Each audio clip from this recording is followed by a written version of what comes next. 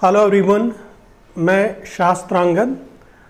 आज आप लोगों को आधुनिक भारत के इतिहास में जो अंग्रेज़ों और बर्मा के साथ, जिसे आज म्यांमार कहते हैं, इनके साथ जो कॉन्फ्लिक्ट हुआ उसके संबंध में चर्चा करेंगे और आपको ये बताएंगे कि जो इसमें संधियां हुई, किन के काल में युद्ध हुआ और कुल कितने युद्ध हुए अंग्रेज़ों और बर्मा के बीच।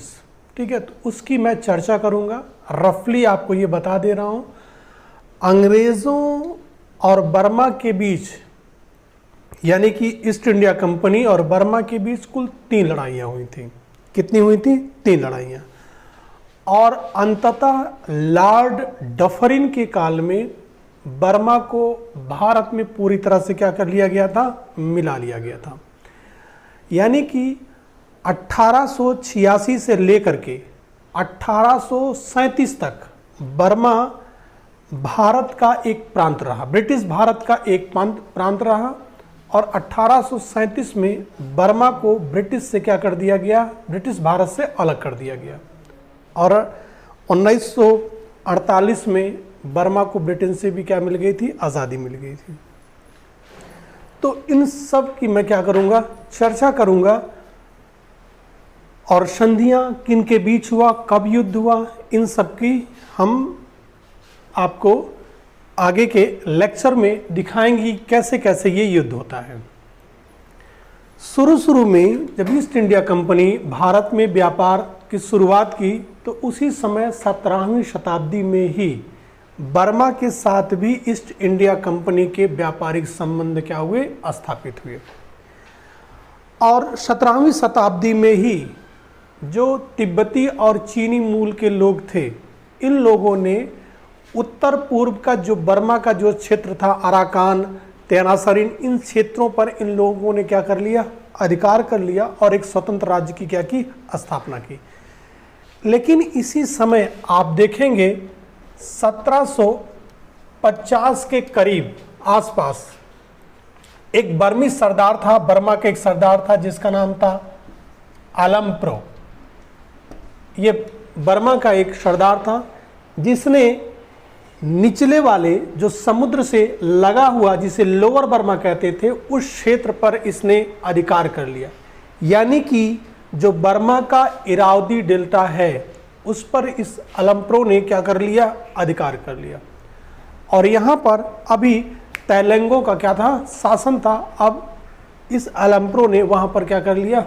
अधिकार कर लिया। बाद में इसके जो उत्तराधिकारी थे, इन लोगों ने उत्तर और दक्षिण की तरफ अपना विजय अभियान क्या किया? शुरू किया। और एक बड़े साम्राज्य की धीरे धीरे इन्होंने क्या की? नींव डाली। ठीक है, जैसे कि इसी वंश के राजाओं ने, आप देखेंगे कि 1784 में अराकान पर अधिकार कर लिया, जो कि एक स्वतंत्र राज्य था। अराकान, इस पर अधिकार कर लिया। और इन लोगों ने 1813 में जब मणिपुर के पास एक घाटी थी जिसका नाम था सुरमा घाटी, ये शोले पिक्चर देखे होंगे तो सुरमा भोपाली, तो इससे याद रखिएगा।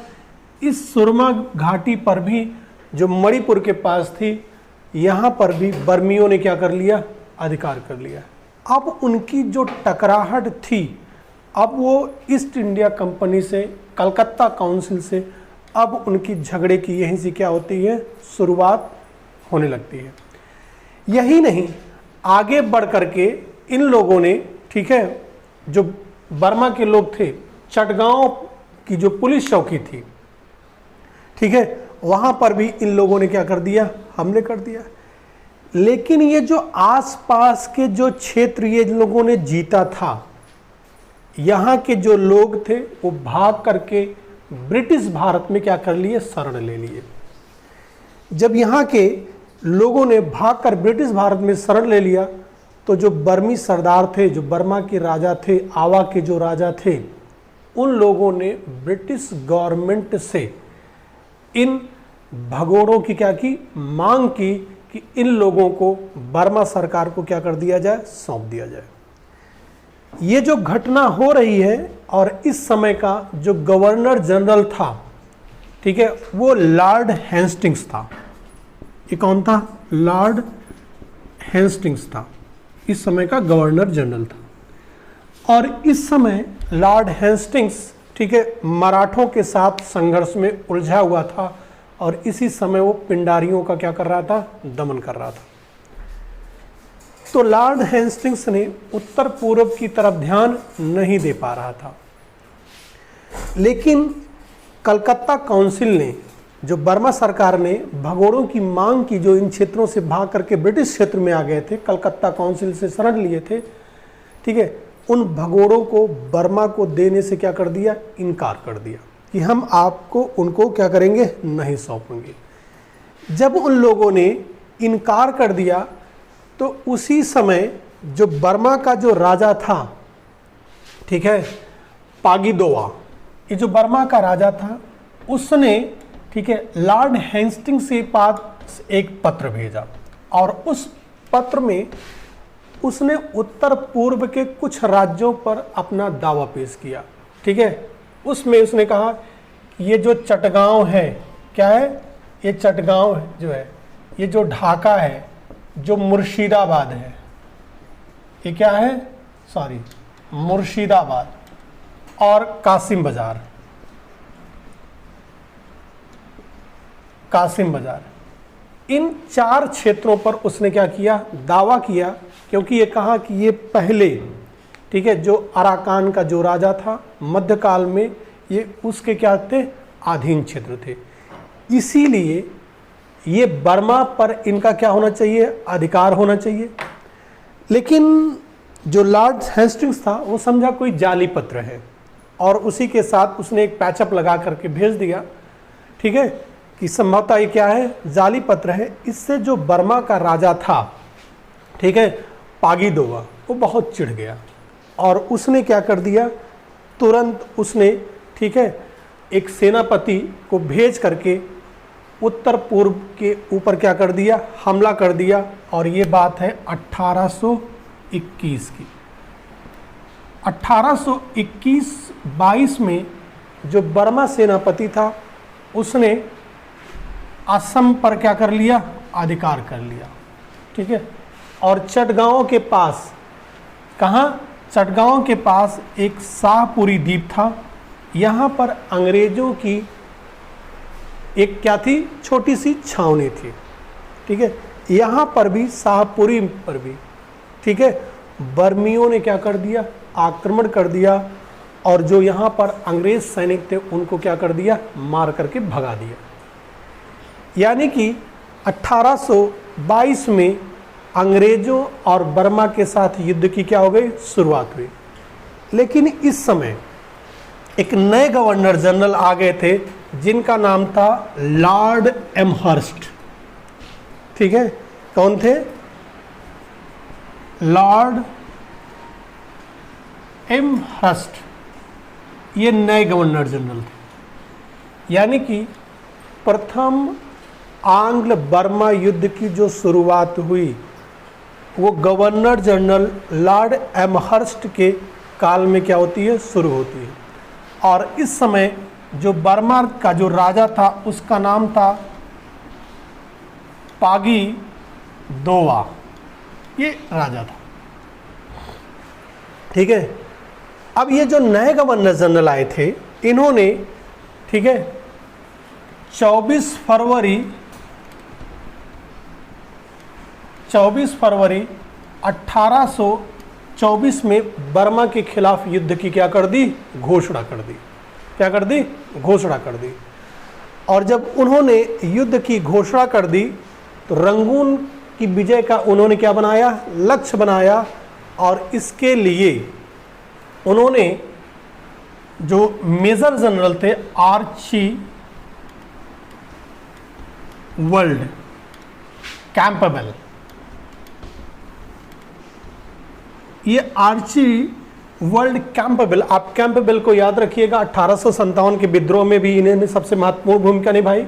ठीक है, आर्चीबाल्ड कैंपबेल के नेतृत्व में उन्होंने एक सेना भेजी और ये तय किया गया ये जो सेना भेजी जाएगी ये समुद्र के रास्ते से भेजी जाएगी और इसीलिए इनके साथ इन्होंने एक सैनिक बेड़ा भेजा और जिसकी कमांडिंग मैरियट एडमिरल, ये साहित्यकार भी था, नॉवलिस्ट था मैरियट, इसके अधीन एक जहाजी बेड़ा भी, ठीक है, ये गवर्नर जनरल लॉर्ड एमहर्स्ट ने क्या किया, भेजा, ठीक है। और ये जो आर्चिबेल्ड कैंपबेल था ये तुरंत असम से बर्मियों को क्या किया, खदेड़ने में क्या हुआ, सफल हो गया। और फिर ये आगे बढ़ते हुए ये जो कैंपबेल था ये आगे बढ़ते 11 मई 1824 को रंगून पर इसने क्या कर लिया, अधिकार कर लिया। और फिर उसके बाद अप्रैल 1825 में ही इसने जो लोअर बर्मा की जो राजधानी थी, ठीक है, जो पेगु बर्मा की जो राजधानी थी प्रोम पर भी इसने क्या कर लिया, वहाँ पर भी इसने क्या कर लिया, अधिकार कर लिया, ठीक है। लेकिन किसी दौरान जो बारिश आई, क्योंकि जो बर्मा था एक जंगली क्षेत्र था, वन की वहाँ क्या थी, अधिकता थी। दूसरा जो नदियाँ थी, जो पहाड़ी क्षेत्र था, ठीक है, ये जो ब्रिटिश सैनिक थे इनको वहाँ का अनुभव नहीं था और ये जो छापा मार युद्ध कर रहे थे, लंबी लंबी लकड़ी नुकेली बना करके इस तरह से अवरोध कर लेते थे, बनाने में बड़े सफल थे, तो बड़ा प्रतिरोध कर रहे थे। लेकिन सारे प्रतिरोधों को इस कैंपबेल ने क्या कर दिया, विफल कर दिया बर्मियों के, ठीक है। उनका एक जो प्रमुख सेनापति था बंदूला, वो भी क्या हुआ, मारा गया। जब बंदूला मारा गया, ठीक है, तो अब ये जो बर्मा के लोग थे इन्होंने अब प्रतिरोध करना क्या किया, बेकार समझा। और इसीलिए, ठीक है, जब ये लगने लगा कि अब कैंपबेल जो राजधानी, जो उनकी राजधानी थी आवा, उस पर भी अधिकार कर लेगा, तो मजबूरन ये बर्मा के लोगों ने, ठीक है, यंदाबू की संधि करने के लिए क्या हो गए, बाध्य हो गए। यानी कि जो पहला बर्मा युद्ध हुआ वो यंदाबू की संधि के द्वारा क्या हुआ, समाप्त हुआ। और यह जो संधि हुई यंदाबू की, ठीक है, यंदूब की क्या हुई, संधि हुई। ये जो संधि हुई यंदूब की, ये 24 अप्रैल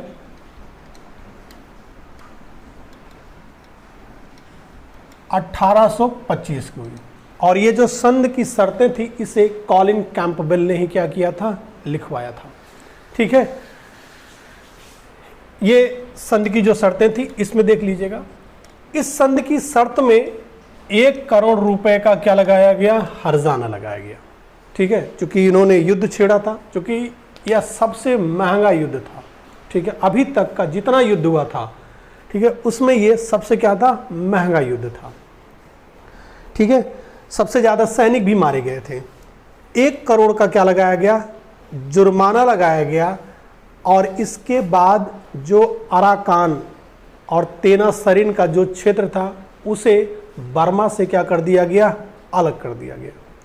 इसके अलावा जो असम था, जो कछारी ज़िले थे, ठीक है, कौन से कछारी ज़िले थे, जो जैंतिया का जो पहाड़ी जो क्षेत्र था, इसको भी बर्मा से ले लिया गया और कहा गया कि अब आप इन क्षेत्रों पर, असम, कछार, जैंतिया, इन क्षेत्रों पर आप दोबारा अधिकार नहीं जताएंगे। और मणिपुर को कहा गया कि आप इसे एक स्वतंत्र राज्य के रूप में क्या करिए, मान्यता दीजिए। तीसरी चीज़ ये कही गई कि जो आपका राजधानी है, ठीक है, आवा, ये आपकी राजधानी है, इसमें एक ब्रिटिश रेजिडेंट की क्या होगी, नियुक्ति होगी। क्या होगी, ब्रिटिश रेजिडेंट की क्या होगी, नियुक्ति होगी। और दूसरी चीज़, एक व्यापारिक संधि भी की गई, और जो व्यापारिक संधि की गई वो पारस्परिक लाभ पर क्या थी, आधारित थी। और आवा में 1830 में जो पहला ब्रिटिश रेजिडेंट नियुक्त हुआ उसका नाम था मेजर बर्नी। ये क्वेश्चन पूछा गया है, मेजर बर्नी, ये पहला ब्रिटिश रेजिडेंट क्या हुआ, नियुक्त हुआ, ठीक है। यानी कि जो पहला आंग्ल बर्मा युद्ध हुआ, ठीक है, ये लॉर्ड एमहर्स्ट के काल में हुआ, ठीक है, और ये यंदाबू की संधि के द्वारा ये युद्ध क्या हुआ, समाप्त हुआ। इसके बाद हम दूसरे आंग्ल बर्मा युद्ध के बारे में आते हैं। इसके बारे में सेकेंड आंग्ल बर्मा युद्ध।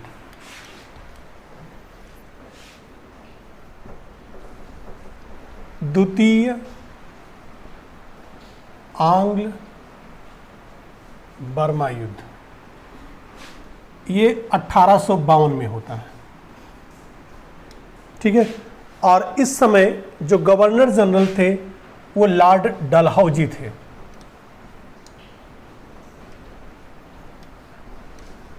और जो वहां का राजा था उसका नाम था पंगन। क्या राजा था, पंगन था, ये था। देखिए जो यंदाबू की संधि हुई थी उसमें पारस्परिक व्यापारिक लाभ की बात कही गई थी। और इसी समय जब यंदाबू की संधि हो गई थी तो बहुत सारे ब्रिटिश और भारतीय जो व्यापारी थे वो जो बर्मा का तटवर्ती जो क्षेत्र था यहाँ पर उन लोगों ने क्या किया, बस्तियां बसा ली थी। और जो व्यापारिक संधि हुई थी उसका वो लोग दुरुपयोग कर रहे थे। क्या कर रहे थे, दुरुपयोग कर रहे थे।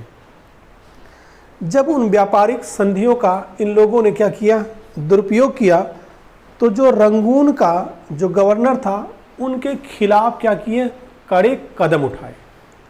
और इसी समय जो रेजिडेंट नियुक्त था बर्मा के राजा के दरबार में, आवा दरबार में, उसके साथ भी दुर्व्यवहार होने लगा, ठीक है। और जिसके कारण 1840 में जो ब्रिटिश रेजिडेंट था उसे क्या कर लिया गया, वापस बुला लिया गया। और ये जो व्यापारी थे इन लोगों ने गवर्नर जनरल डलहौजी से शिकायत की, ठीक है। उनके व्यापारिक माल को क्या कर लिया गया है, जब्त कर लिया गया है, और आप हमारे क्या करिए, हर्जाने की क्या करें, पूर्ति कराइए। इसी को ध्यान में रखते हुए डलहौजी ने एक, ठीक है, युद्धक पोत भेजा कमोडोर लेवर्ट के अधीन, ठीक है। डलहौजी ने क्या भेजा, एक युद्धपोत भेजा।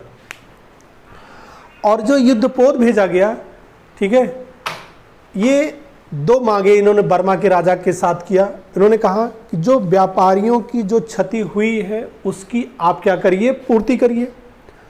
और दूसरे जो रंगून का जो गवर्नर है आप उसे क्या कर दीजिए, हटा दीजिए। ये राजा से दो बातें कही गई। ये जो नया राजा था पंगन, ये छत पूर्ति के लिए क्या था, तैयार था, ठीक है।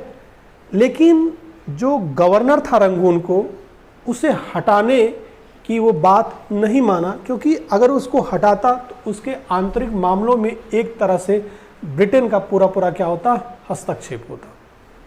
बहरहाल जो कुछ भी हो, लेकिन इसी समय ये जो युद्धपोत था, ठीक है, इसने एक बर्मी जहाज को क्या कर लिया, पकड़ लिया। जब बर्मी जहाज को जब इसने पकड़ लिया, ठीक है, तो मजबूरन बर्मा के सैनिकों ने उस युद्धपोत पर क्या चलाई, गोलियां चलाना शुरू कर दिया। और ये जो लेवर्ट था इसने भी जवाबी कार्रवाई में बर्मियों के ऊपर गोलियां बरसाई और उनकी नावें क्या कर ली, जब्त कर ली। लेकिन बाद में डलहौजी ने भी कहा कि संधि से और शांति से क्या होना चाहिए, काम निकाल लिया जाना चाहिए, ठीक है। और उन्होंने कहा कि आप 1 लाख, कितना, 1 लाख छत पूर्ति आप कीजिए तो आपको क्या कर दिया जाएगा, माफ कर दिया जाएगा। लेकिन इसी समय ये टाइम दी गई थी, आप नवंबर तक आप छत पूर्ति क्या कर दीजिए, कर दीजिए। लेकिन इसी समय बर्मा भी अपनी सैनिक तैयारियां करने लगा। और जैसे ही छत पूर्ति की डेट पूरी हुई, ठीक है, पूरी होने के तुरंत बाद लॉर्ड डलहौजी ने बर्मा के ऊपर क्या कर दिया, आक्रमण कर दिया। 1 अप्रैल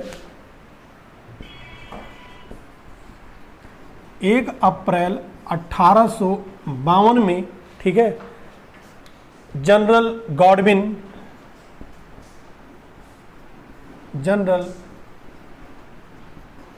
गॉडविन और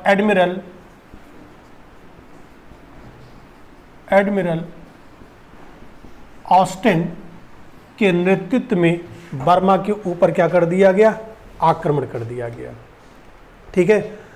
और 14 अप्रैल को ही, बहुत जल्द ही, ठीक है, रंगून पर 14 अप्रैल 1852 में रंगून पर क्या कर लिया गया, अधिकार कर लिया गया।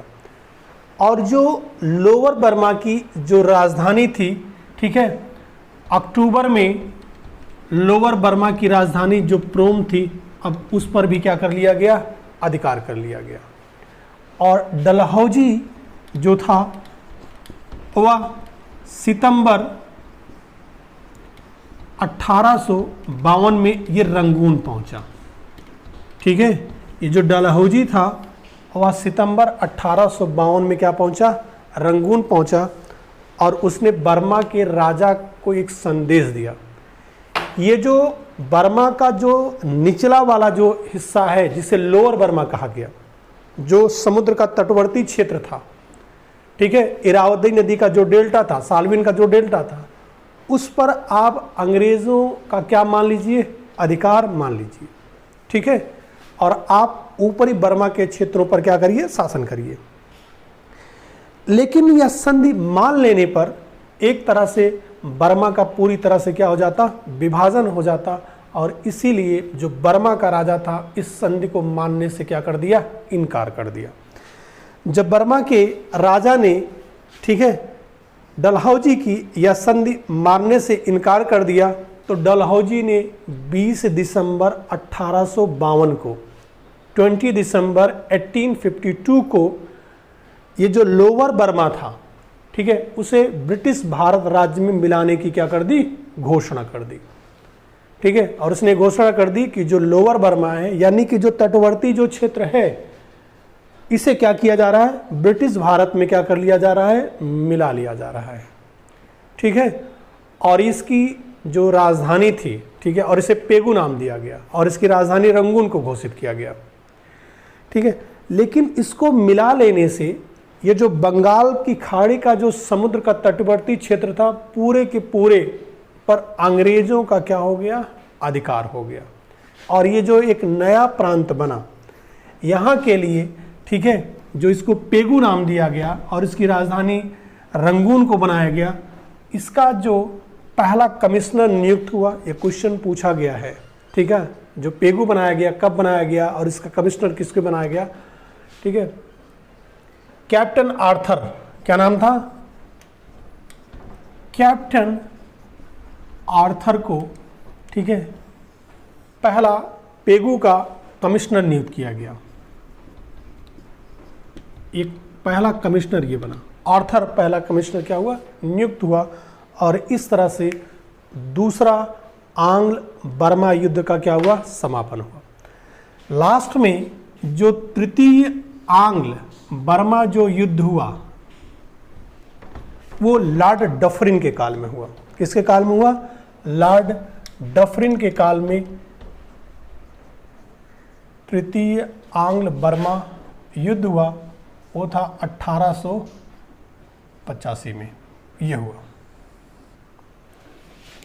ये क्यों हुआ, इसका क्या कारण था? जब बर्मा का जो राजा था मिंडन, जो इसका जो उत्तराधिकारी बना थीबो, जब ये उत्तराधिकारी बना तो इसने लगभग 80 राजकुमार और राजकुमारियों की इसने क्या करा दी, हत्या करा दी, ठीक है।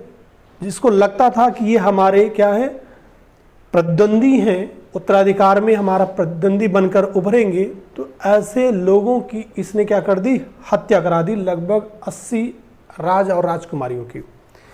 जब इसने हत्या करा दी तो जो आवा में जो अंग्रेज रेजिडेंट था, इसका क्या किया, प्रतिरोध किया और उसने ब्रिटिश सरकार से इसमें हस्तक्षेप करने की क्या की, मांग की। लेकिन बातें आई और गई। इसके बाद पुनः 1884 में पुनः राजा जो थीबो था उसने पुनः क्या किया, हत्याकांड कराया। जब उसने हत्याकांड कराया तो इस बार फिर से मांग की गई और दोबारा, ठीक है, जब हत्या कराने के बाद रंगून में बहुत सारे लोगों ने, कहाँ पर, रंगून में बहुत सारे लोगों ने एक सभा का आयोजन किया राजा थीबो के खिलाफ, और ये मांग की गई ब्रिटिश सरकार से कि ये जो ऊपरी बर्मा का जो हिस्सा है उसे भारत में मिला लिया जाए। ये रंगून में सभा की गई थी और इस सभा में, ठीक है, बर्मा मूल के लोग बहुत कम ही थे, जो भारतीय व्यापारी थे, अंग्रेज और हिंदुस्तानी, वही लोग शामिल थे। लेकिन अभी भी कोई निर्णय नहीं लिया गया, ठीक है। लेकिन इसी समय आप देखेंगे 1884 के आसपास उत्तर पूर्व के क्षेत्रों में फ्रांस अपने उपनिवेश की स्थापना करना चाह रहा था। फ्रांस अब क्या कर रहा था, उत्तर पूर्व के राज्यों में अपना उपनिवेश बनाना चाह रहा था, यही समय था।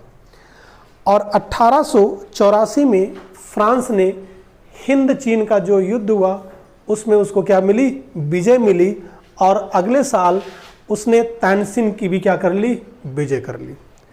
अब जो ऊपरी बर्मा में जो बर्मा का राजा था, ठीक है, अब वो फ्रांस से क्या करने लगा, संधि करने लगा, और अपना पेरिस में एक दूत मंडल भी बर्मा ने भेजा, जिसका मुख्य उद्देश्य व्यापारिक लाभ नहीं था, बल्कि फ्रांस से सैनिक साजो सामान लेना था और अंग्रेजों के खिलाफ एक संधि करना था। लेकिन अब जो अंग्रेज थे उनके भी कान खड़े हो गए कि अगर फ्रांसीसियों से, ठीक है, बर्मा के संबंध स्थापित हो जाते हैं तो उत्तर पूर्व में जो अंग्रेजों की स्थिति है वो हो सकता है चिंताजनक बन जाए। तो अंग्रेजों ने भी, ठीक है, बर्मा के खिलाफ कदम उठाना सोचा।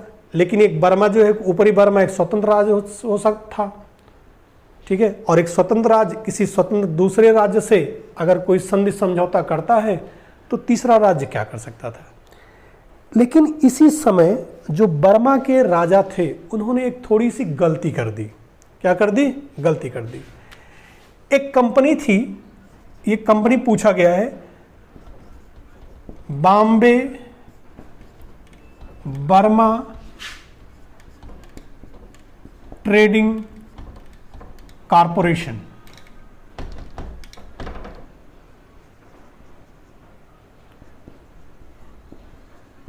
ये कॉरपोरेशन, ये कंपनी थी। बेसिकली आपको नाम से लग रहा है कि बॉम्बे की कंपनी थी। ये लकड़ियों का क्या करती थी, व्यापार करती थी। बेसिकली जो सागौन की लकड़ियां थी, ठीक है। और ये जो बर्मा के राजा थे उन्होंने एक क्षेत्र इस कंपनी को दिया था लीज पर, और ये कहा था, इस कंपनी ने भी कहा था कि आपको हम प्रत्येक लकड़ी के पेड़ पर कुछ रकम हम क्या करेंगे, आपको अदा करेंगे।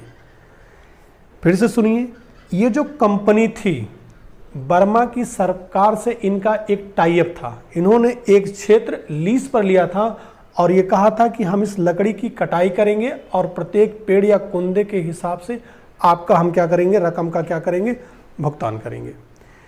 लेकिन जो बर्मा का जो राजा था थीबो, ठीक है, इसने कंपनी के ऊपर आरोप लगाया कि इस कंपनी ने छल प्रपंच कर करके हमको आर्थिक क्या पहुंचाया है, नुकसान पहुंचाया है।